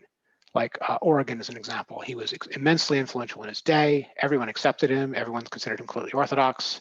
But by a few hundred years after him, people were seeing elements of him that reminded them too much of the Gnostics, and they were looking for ways of trimming those out, or it was should you still read Origen? Could you, right? Was it still orthodox, right?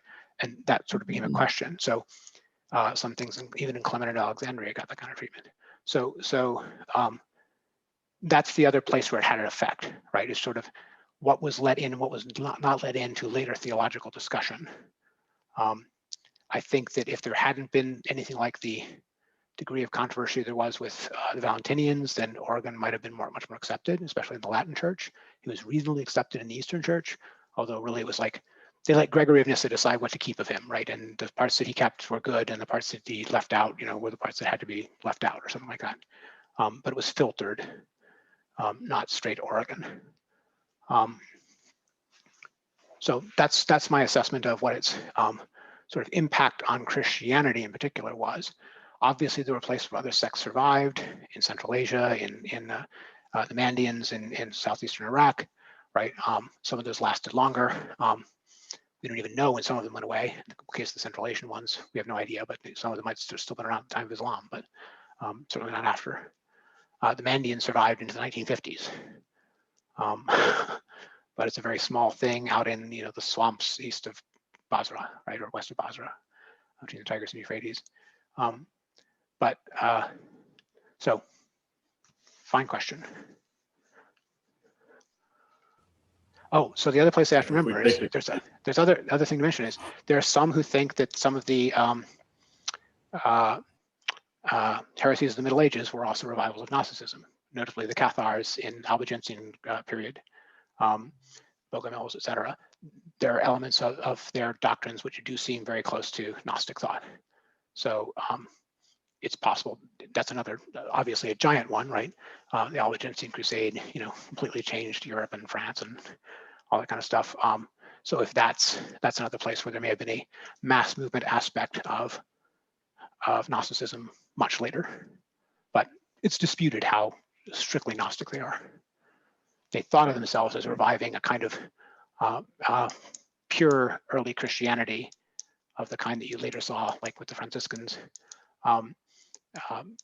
Evangelical poverty was their primary teaching, but they also had this whole doctrine of the pure and the helpers, and the pure had to live a life that was very much like a Gnostic life. But okay, any follow-up on that you need, or other questions? No, that's exactly where I was going, was with the Cathars and the fact that they did have a way of dealing with them, rather bloody way, but they had a way of dealing with yes. them. Well, the Cathars were unusual in that they had knights fighting for them too. They got the little Templars on the side too. That was a bit of a problem. Yes. Yes. For people who are interested in that stuff, Sean Martin, reasonable book. Yeah, John Mark Cayley's books are good. Okay, so I got to all the places where I thought that there were places that Jonas left something out. The other last thing I want to do is give guys a chance to, I mean, Craig has already done a little bit, but if you have questions about particular passages that we didn't cover. Did everyone read the little glossary of Mandean terms, 97 to 99? Oh, sorry, I just realized there's one other thing I want to talk about, Prometheus. So he makes the comment that the Gnostics reread the Prometheus myth to make Prometheus the hero, and Zeus the oppressor. Zeus was a good Zeus in the Zeus Prometheus tale is a good stand-in for what they don't like about the cosmos, so to speak. The funny thing is, there's a bit of that already in Aeschylus. Leave aside Gnostics, right? It's so almost already there in Aeschylus's telling of the myth. This is something that was later made much of in the Romantic period. I'm thinking of the people around Keats and Shelley and so forth. They also were interested in retelling the Prometheus story with Prometheus as the hero, precisely because he's rebelling against an unjust tyranny of an unjust god. And so that retelling certain stories with the role of the hero reversed is something that you get later in the Romantics as well as early in the Gnostics. But Jonas talks about it in page 96, 97 as an example of this. He says, the point is that the Gnostic revaluation of the cosmos as such brought down along with it its highest divinity, and it is precisely as cosmic power which now makes Zeus an object of contempt. If we wish to speak mythologically ourselves, we might say that Zeus now suffers the fate to which he condemned his own predecessors, and that the revolt of the Titans against his rule achieves a belated victory. Right? This is page 97. Okay,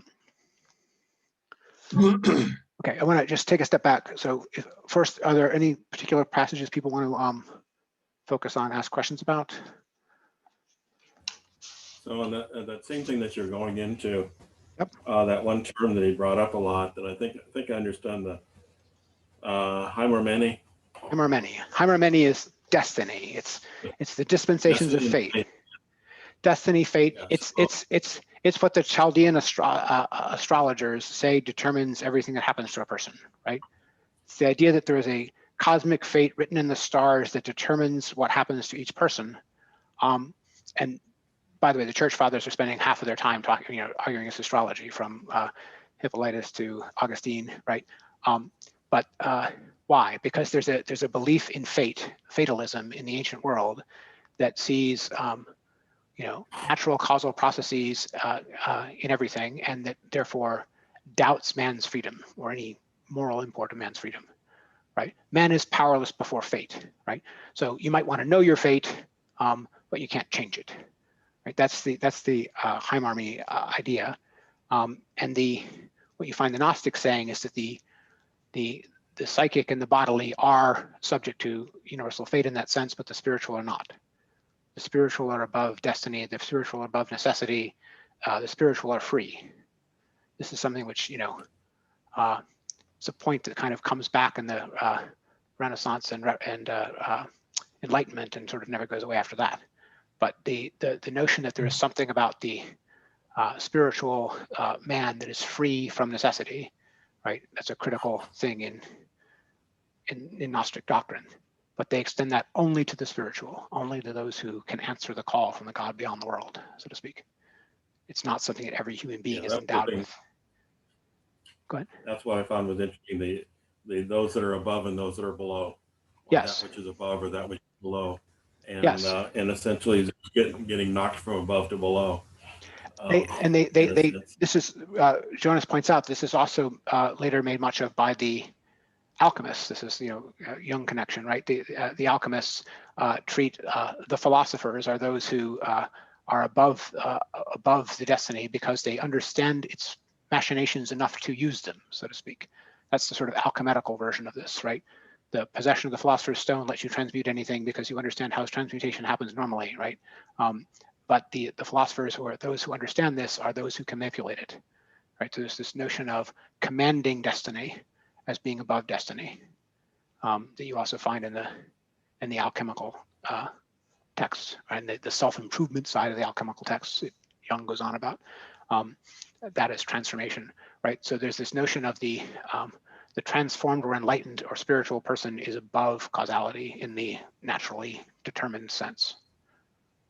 Yeah, that's what I hadn't seen in Jung. That was interesting to see it in Jonas, was this sense of above or below that, and essentially going above fate was yes, not brought out in Jung as much as it could have been. Yes, and Jonas just went right to it.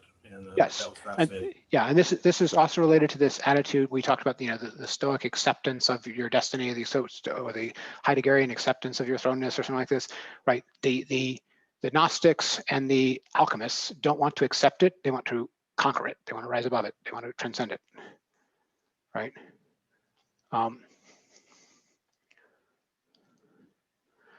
Yes. Yeah, so do a lot of New Agers. I was going to say there's definitely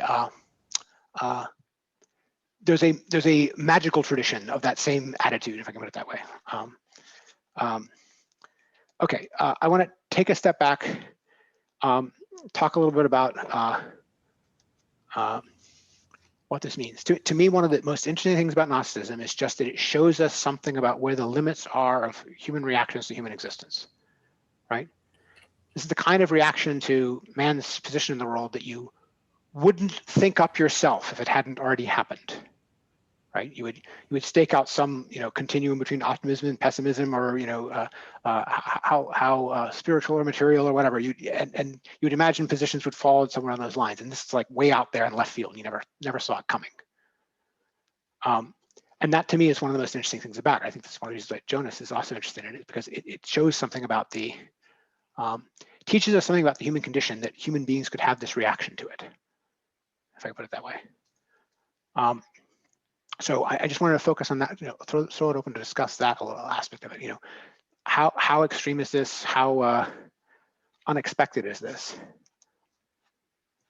Is this what you were expecting the Gnostics to be like when you only knew the title of the book? Well, having had some exposure to mythologies of Babylon and Egypt and even the Greeks, who have a relatively simple Olympian 12. And then, of course, the rather dark aspects of Roman mythology as well. I'm not very surprised that it was this complex. I just didn't have any acquaintance with how complex in fact was in terms of the I got liturgy. it, but I'm not talking about its complexity. I'm talking about Okay. its kind of moral extremism, if I can put it that way. How Moral- anti the world it is. That's true. None of the other mythologies are this extreme. Right. Uh, All the other mythologies are trying to they're orient you in colorful. the world somehow and help you navigate it, not Okay, get out of it because it sucks. okay. I can see that that is an accurate, surprising element in the corpus that we've seen so far, yes. Yes. But I cut you off. Was there something else you're trying to say? No, that's that. Okay. Okay. I mean, I was just commenting on the color of it. Right. Okay. Joe, I see you smiling. You're on mute. No, I was just listening to the conversation with quite a deal of interest, because clearly being thrown into the world is almost a no way out type of situation, and it just sort of assumes that. And here, the Gnostic guy is coming along and saying, "Oh, but there is a way out. It's follow the light." So by the way, you just reminded me of the Stoics, Epictetus. Epictetus is fond of ending a bunch of his aphorisms with, "Remember, the door is open." Right? So if you shouldn't complain about your situation because you're putting up with it voluntarily, by which you mean suicide is always available. Right? This is in Epictetus, same time frame, but the Stoic view, where it's an almost flippant. Of course you should put up with life. You're here, aren't you? Right? Something like that. So he refuses to regard anything about it as involuntary, is the point for Epictetus, right? Which is not what you're getting here. But I'm just reacting to your saying that thrownness is sort of, take it, it's not even a take it or leave it proposition. It's just take it, right? You don't have a choice in the matter, right? But both these guys and in their reaction, and even Epictetus at the same time in Stoicism, do think they have a choice in the matter. They do think that it's a matter of choice. I think I bumped into that in some description of existentialism, in which somebody's holding a gun to your face saying you must give me your money, and you don't have to. You can simply sit there and he'll pull the trigger. Yeah, so you could laugh at him or whatever. Yes. Craig, general reactions to the extremism of it, and did you see it coming? You've had some more contacts, so you might have seen it coming, but. Yeah, there are elements of it I didn't see coming, but I've certainly connected to some of my own experiences and some of the darkness that I've been through. That there was that sense of literally the thrownness, Yes. and looking for and really it is all effed up, and there's no escape, no exit, to use one person's famous book. There is no way out, and actually even in the dregs of that, in the midst of that, it was Psalm 139. Even if I descend in the depths of hell, you are still there. That made me realize there really was no exit. So I'm having this kind of. So I'm gonna slightly correct this with an impression from 90. Okay, so because this is where I'm saying that it's not pessimism. Okay, from the day when I came to love the life, from the day when my heart came to love the truth, I no longer have trust in anything in the world. In father and mother, I have no trust in the world. In brothers and sisters, I have no trust in the world. In what was made and created, I have no trust in the world. In the whole world and its works, I have no trust in the world. After my soul alone, I go searching about, which to me is worth generations and worlds. I went and found my soul. What to me are all the worlds? I went and found truth as she stands at the outer rim of the worlds. So the lack of trust in the world, the lack of trust in the world is there, but it's because it's been replaced by something, right? Yeah, and that's what I flagged that because it completely connected to where I was at. Mm-hmm. That in spite of all of that, there really was some light in the world, and there's sufficient light in the world to continue to search for the purpose of why we got thrown here in the first place. So I now want to talk about rebellion, because this is to me the most curious thing in Gnosticism, which is in their positive understanding, they know that rebellion is bad, but in their rereadings of all of the past history, they're always siding with the rebellious side. And it's curious. Again, on page 90, right? I beheld my father and knew him. I asked 3 requests of him. I asked him for mildness in which there is no rebellion. I asked him for a strong heart to bear both great and small. I asked him for smooth paths to ascend and behold the place of light. So that's like the prayer of what the Gnostic wants most. But one of them is mildness in which there is no rebellion. And I almost get the sense like, the Gnostic is sick of rebelling. He wants to stop rebelling. He may be a very rebellious person, but he's been rebelling so long, he's sick of it, and he just wants to rest from rebelling. He wants to not be in a place where he has to rebel. But it's curious that the prayer is for mildness in which there is no rebellion, at the same time that they're siding with Prometheus and siding with Cain and calling the God of the Old Testament names, and there's all this rebellion in it, right? At the same time that they do not extol rebellion as a good thing. I think that rebellion is something to be avoided. Anyway, that's striking to me. Yeah, there's some parallels there that I found fascinating. As we dug our way through Catafalque, one thing that came out was the Yaffe Protocols, which is soon to be finally published, and how she completely took all the negative stuff out of what Jung was saying in the end of near the end of his life, and wrote this wonderful little book called Memories, Dreams, and Reflections. That Jung was really pissed off about it because it didn't connect to the sense of rebellion he'd had to live with, the tiredness he was feeling in life, and the only place where I found that was actually Rolf's book Encounter with Jung, where he actually got it out in print of where he had that same feeling. So I connected this to Jung, to believe it or not. So I hear you. I mean, the one thing in Jung is he wants to be balanced, and the last thing he wants is to only tell one side, right? To only want to tell one side is in the definition of neurosis.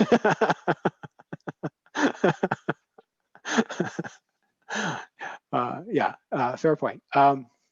Okay, so I want to talk a little about what we want to do next. I think we can do 2 weeks since everyone has the book. I just want to read part 2, right? It's simple. Part 2 is all the different Gnostic systems. Marcion, Magus, Hermes, Valentinian speculation, which is kind of the main thing, and then Mani, right? So it's what, 135 pages, something like that, and it's a description of each of these things. There's variety in it, of course. The Valentinian speculation with the description of the Plemera, which is kind of the place where this gets closest to Neoplatonism, is probably the one to focus on maybe the most. But the Mani stuff is also very important, especially if we're trying to think about in what ways this relates to Zoroastrianism, because this is like the Iranian version. And it's a little bit later than Gnosticism proper in Mani, but Manichaeism is, of course, the stuff that Augustine was still concerned about and, converted to for a long time before he became, Catholic. The Hymn of the Pearl is also interesting, more interesting than the Simon stuff, I think. But the Hymn of the Pearl is I read the Hymn of the Pearl as being an almost Buddhist version of this. It reminds me very much of the tale of the Buddha leaving to go on his journey. But the famous Pearl of Great Price. But all of those are worth reading, and the idea is to get some understanding of the variety of these things, as well as dive in each of them. You get a better sense of what the real depth of them, so to speak, is. I think it's fair to say all of them are still fundamentally mythological thought. They're mythological and now moralizing systems as well. Theological systems, moralizing systems. Anyway, the idea is we would do that in 2 weeks. So that means that we would be meeting on Sunday, August 1st. Does anyone have a problem with Sunday, August 1st? Who's still here? All seems fine. Okay, and I think it is 140 pages, but 2 weeks for 140 pages, I don't think it's too much to ask. We've already all got the book. So, all right, so that's the plan for next time. And then we'll try to do one more session where we'll finish up the book and also do some, read the Introduction to Third Edition and the last essay at the end where he tries to tie some of this together with his understanding of existentialism and modern stuff. And then we'll take it a little broader afield and talk about, how any of this might tie into modern things in the third session. But next time it's just all the different types of Gnosticism, the different systems. Sound good? Okay. All right. Well, thanks everyone for showing up. The conversation was great. All had great questions. Please do come back for more. Okay. Thank you. All right. By the way, I realized I did try to record this, but I started recording like an hour in. So all the beginning stuff is not going to be there, but I will put the truncated version that I did manage to record up on YouTube. And next time I'll try to remember to start the recording at the top of the hour. Anyway, that's that. Thank you. All right. Yep. Have a good day. Bye.